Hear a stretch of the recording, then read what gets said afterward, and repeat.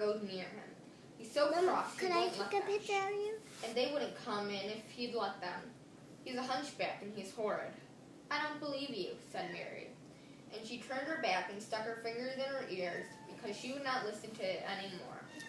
But she thought over it a great deal afterwards, and when Mrs. Crawford told her that night she was going to sail away to England in a few days and go to her uncle, Mr. Archibald Craven, who lived in Misselthwaite Manor, she looked so stony and stubbornly uninterested that they did not know what to think about her. They tried to be kind to her, but she only turned her face away when Mrs. Crawford attempted to kiss her and held herself stiffly when Mr. Crawford patted her shoulder. She was such a plain child, Mrs. Crawford said pityingly afterward, and her mother was such a pretty creature. She always had a very pretty manner, too. And Mary has the most unattractive ways I've ever seen in a child.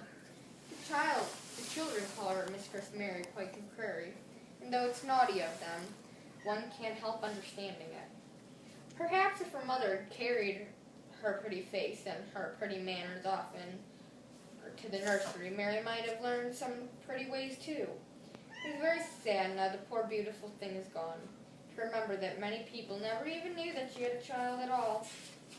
I believe she scarcely even looked at her, sighed Mrs. Crawford.